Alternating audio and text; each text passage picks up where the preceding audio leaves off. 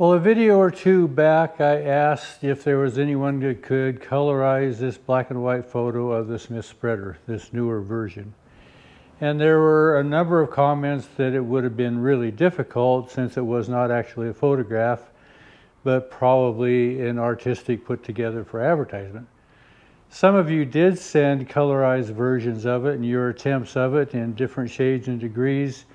And you know, don't you like these events where there's a winner and they have about a 30-second pause and the winner is? Well, in this case, it seems to be pretty unanimous that all the lettering on this was black. So the color advertising photo seems to be correct. The attempts at colorizing this old one seem to be correct. They all indicate black lettering. So I guess that's what I'm going to do. I have been picking away at it a little bit. A number of you commented that the thick part of this S needs to be a little broader to match the width of the other letters in the word Smith. And I agree with you. I saw that, and I'm going to kind of widen that out a little bit. But I still have the company, Chicago, Illinois. This is the left side, and I still have the second endless manure spreader, and then I have the right side to do. And you all know by now that it is a time-consuming process. I played with this manufacturing, and I was able actually to go left to right once the Smith word was dry. I may be able to do that on the rest. I thought I was going to have to go every other letter, but with the top dried, I was able to do that. Some even mentioned that they thought it would be easier to go right to left, but like everything I do, my way is not the only way. If right to left fits your personality better, then do right to left. It's all up to you. The end game is not so much how it's done, but where you end up when you're done.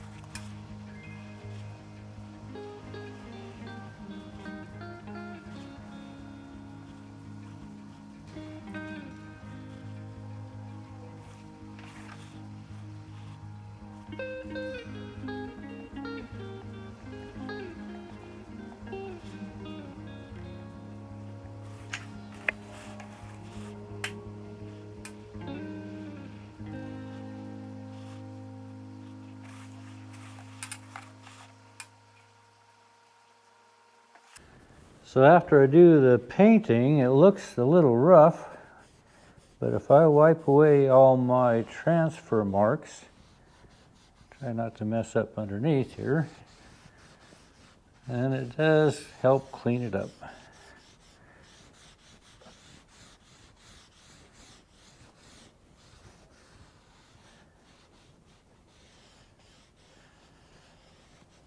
So my last step on this side is to do the word manure spreader.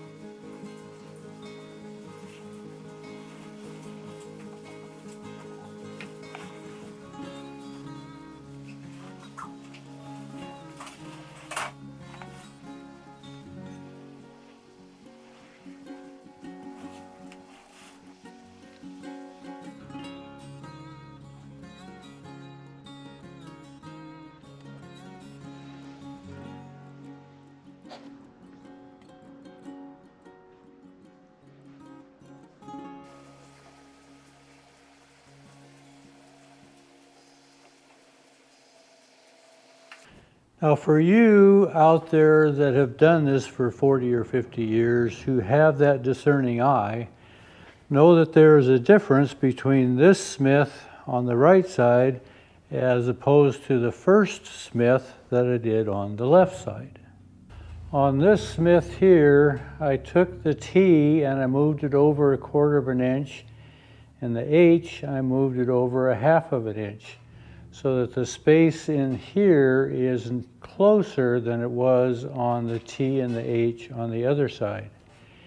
This is what I've been learning about kerning. I didn't see it when I put it on my pencil layout and even put it into the tracing paper on here, but as soon as I painted it in this bold black, it stood out. And not too many of you have noticed that, but I did make a change on this right side. Like I said, I closed these two spaces up, and I like this smith much better than the smith on the left side. So when I made that adjustment on the second A of manufacturing and learning about the term called kerning, someone also mentioned that it's not just the space between letters, but it's the volume of area around the letters, and that's what I noticed here. I didn't see it until I painted it on, and then it was too late. I don't think it's a big sore thumb. Like I say, not many of you, if any, pointed that out, but I saw it, and I'm sure those of you who did see it were just polite and didn't mention it. So I'm going to continue to do the right side like the left side. And there's one other thing that I noticed as I was laying it out, even in the pencil sketch form, and that is the M on the manure as opposed to the M in manufacturing. So the M in the manufacturing and also in the Smith has a heavy right side and a heavy left side on the M. And this narrow leg is on the left side. But when I was laying out the M for manure, I was looking at the pattern off of that black and white picture, and I'm pretty sure it looked like the heavy was on the left and the small light leg was on the right. It seemed backwards from manufacturing, but that's what it looked like it was. Was it just a mistake on whoever put that on initially? I don't know, but that's what it looked like, so I put it back the same. So this is one of those cases where I have to try to balance out what I would like to fix or to stay true to what the evidence shows that was on the original. In this case, the differences in the two styles of M's, I think the evidence shows that it was just like I put it on, and that's why I put it that way. I try to keep my interpretation out and let the vehicle tell me what it was, and that's what I think it was, so I put it back the same. And it could very well be the exact same issue of why I have two different styles of Smith between the right and the left. It was my error, and that's just the way it got left. Was that the case of the two different styles of M's? Possibly. And once it's painted on, it's just got to stay there. So maybe somewhere down the line, somebody's going to come in and look at this maybe 100 years from now and say, well, why is the Smith different on the left side and the right side? Was there a reason? No, I just goofed. Anyway, appreciate you following along. It's kind of a fun process. Thanks for watching.